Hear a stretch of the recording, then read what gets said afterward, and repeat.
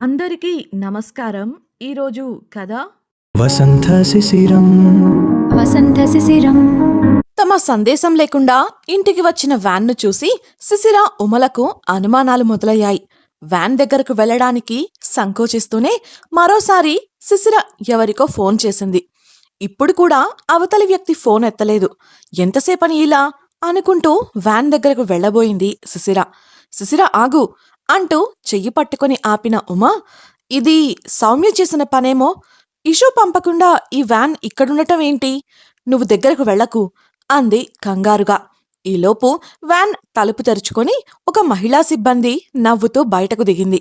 ఆమెను గుర్తుపట్టిన శిశిర, మీరేంటిక్కడా అనేంతలో ఆ యువతి, హలో మేడం, మీకు పార్టీ కోసం దుస్తులు కావాలని కిషోర్ సార్ చెప్పారు. నేను మీకోసమే ఎదురుచూస్తున్నా అని చెప్పింది.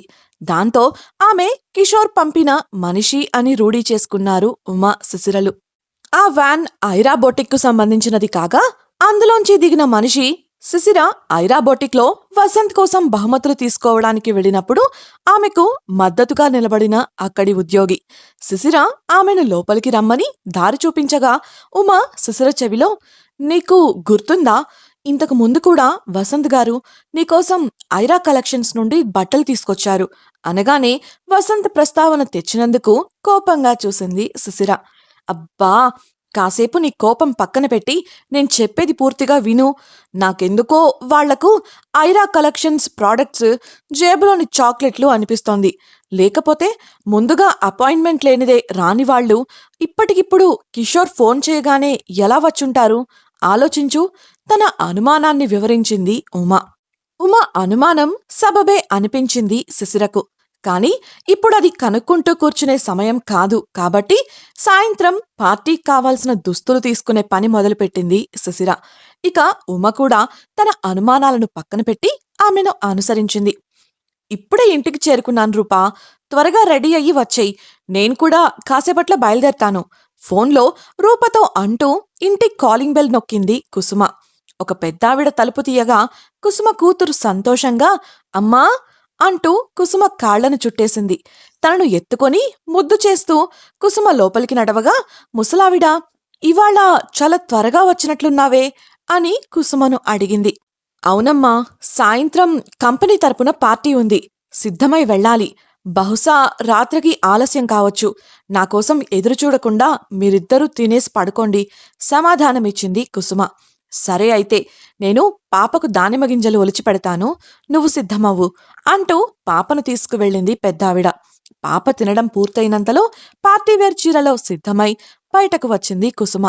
బామ్మ, నేను పాపను ఆడుకోవటానికి గ్రౌండుకు తీసుకువెళతాను, నువ్వు జాగ్రత్త అంటూ బయటకు వెళ్ళగా రూప ఎంత మట్టులో ఉందో కనుక్కోవాలని కాల్ చేసింది కుసుమ. రూప ఫోన్ ఎత్తినంతలో కాలింగ్ బెల్ మోగింది. తలుపు తెరిచిన కుసుమకు పక్క ఫ్లాట్లో ఉండే మనిషి, క్రింద మీ పాపను ఎవరో కిడ్నాప్ చేయాలని ప్రయత్నించారు, మన అపార్ట్మెంట్ వాళ్ళంతా కలిసి పట్టుకొని కట్టేశాం అనడంతో కంగారుగా క్రిందికి పరుగు తీసింది. ఆమె వెళ్లేసరికి కనిపించిన దృశ్యం, పెద్దావిడ తలకు తగిలిన గాయానికి అపార్ట్మెంట్ ప్రెసిడెంటు కట్టుకడుతుంటే పెద్దావిడ చెయ్యి గట్టిగా పట్టుకొని భయంతో వెక్కిళ్లు పెట్టి ఏడుస్తూ కనిపించింది చిన్నారి. కుసుమను చూసిన ఓ వ్యక్తి, పాప మా పాప, మేం తీసుకువెళతాం అంటూ పెద్దావిడను తోసేశారమ్మా, పాపను తీసుకువెళ్తుంటే అందరూ కలిసి పట్టుకున్నారు అని చెబుతుండగానే పాప కుసుమ కాళ్లను చుట్టేసింది. కుసుమ పాపను ఎత్తుకొని సర్ది చెప్పి ఓదారుస్తుండగా, వీళ్ళు ఎవరో నీకు తెలుసా అమ్మా అని కట్టేసున్న మనుషుల వైపు చూపిస్తూ అడిగాడు అపార్ట్మెంట్ ప్రెసిడెంట్. వారిని చూసిన కుసుమ విస్తుపోయింది. కారణం, అక్కడ ఉంది తన భర్త, అత్తమామలు. క్షమించాలి, మాజీ భర్త, మాజీ అత్తమామలు. ఆ కథేంటో ముందు ముందు తెలుసుకుందాం. ప్రస్తుతం జరగబోయే చూద్దాం. కుసుమను చూడగానే ఆమె మాజీ భర్త సురేష్, కుసుమ, మేము పాపను కిడ్నాప్ చేయలేదని వాళ్లకు చెప్పు, నేను పాప తండ్రిని అంటున్నా కూడా పట్టించుకోకుండా కట్టేశారు అని ప్రాధేయపడ్డాడు. కుసుమ షాక్లో చూస్తుంటే ఆమె మాజీ అత్త కల్పించుకొని, మర్యాదగా వాళ్లను కట్లు విప్పమని చెప్పు, లేదంటే నువ్వే ఇదంతా చేయించావని నేను కేసు పెడతాను అంటూ బెదిరించింది. ఆమె భర్త ఆమెకు వంత పాడితే సురేష్ వారిని వారించడానికి ప్రయత్నించాడు. ఎక్కడా వినరే. వారి వాదనకు విసిగిపోయిన ప్రెసిడెంటు, ఆపండి మీ గోల అని వారిని అదిలించి, అమ్మా కుసుమ, నువ్వు చెప్పు, వీళ్ళు ఎవరు, వీళ్లను ఏం చేద్దాం అని ప్రశ్నించాడు. అందుకు కుసుమ సురేష్ ముందుకు వెళ్ళి, ఇక్కడికెందుకొచ్చావ్ అని సూటిగా ప్రశ్నించింది. అందుకు అతడు జవాబిచ్చేలోపు కుసుమ అత్త, ఎందుకేంటి, పెళ్ళాన్ని కూతురిని చూడ్టానికొచ్చాడు, కట్టుకున్న వాడిని వదిలేసొచ్చింది కాక మళ్ళీ వాణ్ణే ప్రశ్నిస్తున్నావా అంటూ గద్దించింది. ఆమె మాటలకు విసిగిపోయింది కుసుమ. ఏ ఉద్దేశంతో ఇవాళ పాపను కిడ్నాప్ చేయాలనుకున్నారు అంటూ సూటిగా ప్రశ్నించింది. కిడ్నాపా? మా మనవరాలిని మేం తీసుకువెళ్లడం కిడ్నాప్ ఎలా అవుతుంది? తనలో ప్రవహించేది మా వంశపు రక్తం, స్థిరంగా చెప్పింది సురేష్ తల్లి. ఆ మాట చెప్పే హక్కు మీకు లేదు, గంభీరంగా అన్న కుసుమ మాటకు, అది చెప్పడానికి నువ్వెవరు అని ప్రశ్నించారు సురేష్ తల్లిదండ్రులు. నేను తన తల్లిని అని కుసుమ అనబోయినంతలో కుసుమకు సర్ది చెప్పాలని చూశారు అక్కడివారు. మొగుడు పెళ్ళాలని తెలిసాక భార్యకు సర్దుకు పొమ్మని నీతులు బోధించడం సహజం కదా. అప్పటి వరకు జరిగిందాన్ని బట్టి కుసుమ బిడ్డను తీసుకొని వారికి చెప్పకుండా వచ్చేసిందని వారు గ్రహించారు. కాని అసలు నిజం తెలిసిన కుసుమ ఇక సురేష్ వాళ్ల నాటకానికి తెరదించాలని నిర్ణయించుకుంది. వారి మాటలు నమ్మడానికి ఇప్పుడు ఆమె పాత అమాయకపు కుసుమ కాదు, అనుకున్నదే తడవు. విడాకులు తీసుకున్న సమయంలో మనం అనుకున్న ఒప్పందాలు ఇంత త్వరగా మర్చిపోతారని నేననుకోలేదు. మీ స్వార్థానికి మీరు నా జీవితంతో ఆటలాడుకున్నారు. ఇప్పుడు నా కూతురు జీవితంతో ఆటలాడుతానంటే నేను ఊరుకోను. సునీతను పెళ్లి చేసుకోవాలని, అందుకు నువ్వు నాతో విడాకులు తీసుకున్న విధానం నేను మర్చిపోను. సురేష్ కుటుంబం వంక చూస్తూ చెప్పి ప్రెసిడెంట్కు పోలీసులకు ఫోన్ చేయమని చెప్పింది కుసుమ. అందుకు సురేష్ కుటుంబ సభ్యుల ముఖాలు పాలిపోయాయి. పోలీసులు వస్తే ఏం జరుగుతుందో వారికి బాగా తెలుసు. అందుకని కుసుమను తమ తీయటి పలుకులతో లొంగదీసుకోవాలని ప్రయత్నించారు. కాని ఆ పలుకులను కంటి నలుసులుగా కూడా పరిగణించలేదు కుసుమ. ఆ అక్కసుతో మాటల దాడికి దిగింది సురేష్ తల్లి. కుసుమను పైనుండి క్రింది వరకు చూస్తూ పార్టీవేర్లో ముస్తాబైన ఆమె అలంకరణ చూసి, ఇలా ముస్తాబయి ఎవరి కాపురం తేయడానికి బయలుదేరావు? ఇలాంటి పనులు చేయడానికేనా నీ కాపురాన్ని కూల్చుకున్నావు? అయినా మంచిదే అయిందిలే, నీలాంటి దానితో కాపురం చేసే కర్మ మా వాడికి తప్పింది అంటూ అందరూ కుసుమ గుణాన్ని శంకించేలా మాట్లాడింది. అయితే అప్పటికే ఆమె నడవడికను బట్టి ఆమె స్వభావాన్ని గ్రహించిన అక్కడివారు ఆ మాటలను సీరియస్గా తీసుకోలేదు. పైపెచ్చు సురేష్ కుటుంబానికి బాగా గడ్డి పెట్టారు. అప్పటికీ తగ్గని సురేష్ తల్లి, మీకు తెలియక దీనికి అండగా మాట్లాడుతున్నారు, కానీ దీనివల్ల మేము ఎంత నష్టపోయామో, ఎన్ని కష్టాలు అనుభవించామో మీకు తెలియదు.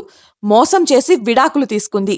అది అంత గుణవంతురాలే అయితే ఊరంతా ఇళ్లకు చేరే సమయంలో ఇలా తయారై బయటకు వెళ్లడమేంటి? ఎవరితోనో కులకడానికి కాకపోతే అక్కసంతా వెళ్లగక్కింది. ఆ మాటలకు కుసుమ ముఖం పాలిపోయింది. విడాకులిచ్చాక కూడా తనను ప్రశాంతంగా బ్రతకనివ్వని సురేష్ కుటుంబాన్ని చూసి ఆమెకు గుండె మండుతోంది, రక్తం మరుగుతోంది. ఆవేశంతో ఊగిపోతూ సురేష్ తల్లి గోబ పగలగొట్టింది. ఆ పనికి అక్కడి వారంతా విస్తుపోయారు. కుసుమ ఆమెను కొట్టినందుకు కాదు, కుసుమ లాంటి శాంతమూర్తి ఈ విధంగా కోపావేశాలకు లోనవ్వడం చూసి. సురేష్, మా అమ్మను కొడతావా? నిన్ను అంటూ ఊగిపోగా, ఇంకొక్క మాట మాట్లాడినా మీ ముగ్గురిని కలిపి కొడతాను దృఢంగా వేలు చూపిస్తూ సమాధానమిచ్చింది కుసుమ. ఆమెలో వచ్చిన ఈ మార్పుకు ఒకంత వారు కూడా ఆశ్చర్యపోయారు. కుసుమ వారి వంక సూటిగా చూస్తూ, ఎవరిని మోసం చేసి విడాకులు తీసుకున్నారు అన్నది మనందరికీ బాగా తెలుసు. తెలియదని మీరు బుకాయించినా పోలీసులకు తెలుసు, లాయర్కి తెలుసు. మీ నీడ కూడా నా బిడ్డపై పడకూడదని అన్ని వదిలి దూరంగా వచ్చి బ్రతుకుతుంటే మళ్ళీ సిగ్గు లేకుండా వస్తారా? ఇప్పుడు చెబుతున్నాను, ఇంకోసారి నా వైపు కానీ నా బిడ్డ వైపు కానీ చూస్తే మీ ప్రాణాలు తీయడానికి కూడా వెనుకాడను, జాగ్రత్త అంటూ హెచ్చరించింది. సరిగ్గా అదే సమయంలో పోలీసులు భాస్కర్ అక్కడికి చేరుకున్నారు. ఇదంతా చూసిన భాస్కర్ చప్పట్లు కొడుతూ, వెల్డన్ మిస్ కుసుమ, వీళ్ళకి ఇలానే జరగాలి అనగా పోలీసులు కుసుమ దగ్గర కంప్లైంట్ తీసుకొని సురేష్ కుటుంబాన్ని అరెస్ట్ చేశారు. భాస్కర్ను అక్కడ చూసి కుసుమ ఆశ్చర్యపోయినప్పటికీ ముందు చేయవలసిన పనులు త్వరగా పూర్తి చేసింది. పోలీసులు వెళ్లటమే అపార్ట్మెంట్లో ఉండేవారికి కృతజ్ఞతలు తెలియజేసింది. వారంతా వెళ్లటమే, సార్ మీరేంటిక్కడా అంటూ భాస్కర్ను అడిగింది. అతడు, పార్టీకి టైం అవుతోంది కదా, వెళ్ళే దారే కదా, పికప్ చేసుకుందామని మీకు ఫోన్ చేశాను. ఎత్తలేదు. బహుశా పనిలో ఉన్నారేమో అని ఒకేసారి వచ్చి పికప్ చేసుకుని వెళదాం అనుకుని నేరుగా వచ్చేశాను. చూస్తే మీరు జీవన పోరాటం చేస్తూ ఉన్నారు అని చమత్కారంగా అన్నాడు. సార్, అది సంజాయిషి ఇవ్వబోయిన కుసుమను ఆపి, పర్లేదు, ముందు ఇంటికి వెళ్ళండి. పాప బాగా భయపడినట్లుంది. మీరు రాలేని విషయాన్ని నేను మేనేజ్ చేసుకుంటాను అన్నాడు భాస్కర్. కుసుమ అతనికి ధన్యవాదాలు తెలియజేయగా పెద్దావిడ కుసుమను పక్కకు తీసుకువెళ్ళి, కుసుమ, నేను బాగానే ఉన్నాను. ప్రస్తుతం నీ ఉద్యోగం మనకు చాలా ముఖ్యం. పాపను నేను చూసుకుంటాను. నువ్వు వెళ్ళి నీ పనులు చూసుకో. ఎవరో ఏదో అన్నది నీ మనసులోకి రానివ్వకు అని సలహా ఇచ్చింది. కాని వారిని అలా వదిలి వెళ్ళటం కుసుమకు ఇష్టం లేదు. అసలే పెద్దావిడకు దెబ్బ కూడా తగిలింది. అందుకే ఆమె వెళ్ళటానికి ఒప్పుకోలేదు. కాని పెద్దావిడ ఒత్తిడి చేయటంతో కుసుమ భాస్కర్తో కలిసి కంపెనీ పార్టీకి బయలుదేరింది. ఆమె ముభావంగా ఉండటం గ్రహించిన భాస్కర్ రేడియోలో పాటలు పెట్టి డ్రైవింగ్పై దృష్టి సారించాడు. సిటీలోని అతి గొప్ప 5 స్టార్ హోటల్ వేదికగా స్మార్ట్ వర్క్ గ్రూప్ వారి పార్టీ ప్రారంభమైంది. వినసొంపైన వయలిన్ సంగీతం ఓవైపు, హోటల్ వారి అధునాతన వంటకాల ఘుమఘుమలు మరోవైపు. నెమ్మదిగా ఆ హాలులో పార్టీ సందడి మొదలైంది. ఉదయం వచ్చిన అదే రక్షణా సిబ్బందితో పార్టీ హాల్ను చేరుకున్నారు శిశిర, ఉమలు. లేత గులాబీ రంగు డిజైనర్ 1 పీస్ డ్రెస్లో శిశిర సగం విచ్చిన గులాబీలా మెరిసిపోతుంటే, నెమలి పచ్చ రంగు దుస్తుల్లో హుందాగా కనిపిస్తోంది ఉమ. వారు వచ్చిన దగ్గర నుంచి వెళ్లే వరకు కూడా వారికి కావాల్సిన సకల బాధ్యతలు చూసుకోమని ముందే కుసుమారూపలకు అప్పజెప్పడంతో కుసుమారూపలు శిశిర వాళ్లను రిసీవ్ చేసుకుని వారితో సంభాషిస్తూ విషయాన్ని భాస్కర్కు తెలియజేశారు. భాస్కర్ శిశిర దగ్గరకు వచ్చి వారిని పలకరించాడు. అతడే కాదు, వేరువేరు బిజినెస్లకు సంబంధించిన పలువురు కూడా వారుగా శిశిర దగ్గరకు వచ్చి పలకరించగా వారిని శిశిరకు పరిచయం చేశాడు భాస్కర్. పెద్ద పెద్ద కంపెనీలు కోట్లు ఖర్చు పెట్టి చేసే ఈ పార్టీల వెనుక దాగున్న అసలు రహస్యం ఇవాళ శిశిర, ఉమలకు బాగా తెలిసొచ్చింది. పార్టీ అంటే వినడానికి సరదాగాను, అందులో పాల్గొనే వారికి ఆట విడుపుగాను ఉంటుంది అనుకుంటాం. కానీ వ్యాపారస్తులకు ఇదొక అవకాశాల వేదిక. వారితో సంభాషిస్తున్నప్పటికీ శిశిర, ఉమల చూపులు ఆ హాలును శోధిస్తున్నాయి. కాని ఎక్కడా తాము వెతుకుతున్నది దొరకకపోవడంతో వారి కళ్ళు నిరాశ చెందాయి. శిశిర చూపులు వసంత్ కోసం గాలిస్తున్నాయి. అది ఉమకు, భాస్కర్కు అర్థమవగా భాస్కర్ కల్పించుకొని, సీఈఓ గారు ఇంకా ఇక్కడికి రాలేదు, ఇంకా సేపట్లో రావచ్చు, అప్పటి వరకు మీకు కుసుమ వాళ్ళు కంపెనీ ఇస్తారు అని ఇచ్చి ఇవ్వనట్లే సమాచారం ఇచ్చి కుసుమకు వాళ్లకు కంపెనీ ఇవ్వండి, ఏ లోటు రాకుండా చూసుకోండి, కళ్లతోనే హెచ్చరించి మరీ వెళ్ళిపోయాడు. ఉమ మనసులో, అసలు ఈ కిషోర్ ఎక్కడున్నాడు? ఇంత ముఖ్యమైన విషయం చెబుదామనుకుంటే అంతూ పంతూ లేదేంటి? విసుక్కుంది. వీరిని దూరం నుండి మాస్క్ పెట్టుకున్న ఓ యువ సర్వర్ గమనిస్తూ ఉంది. ఆమె కళ్లల్లో ద్వేషం స్పష్టంగా కనిపిస్తోంది. ఇంతకీ ఆ యువతి ఎవరు? ఆమె ఎవరి వంక చూస్తోంది? కుసుమ విడాకులు ఎప్పుడు తీసుకుంది? అసలు ఆమె విషయంలో ఏం జరిగింది? వసంత్ పార్టీకి వస్తాడా? శిశిర కన్నులు వెతుకుతోంది అతని కోసమేనా? తెలుసుకోవాలనుకుంటున్నారా? అయితే ఛానల్ను సబ్స్క్రైబ్ చేసి వసంత శిశిరం నెక్స్ట్ పార్ట్ వినేయండి. అలాగే మీకు ఈ వీడియో నచ్చినట్లయితే లైక్ చేసి మీ సన్నిహితులకు షేర్ చేయండి. మీ అభిప్రాయాలను మాతో పంచుకోవడం కోసం కామెంట్ సెక్షన్లో తెలియజేయగలరు. Thank you for listening.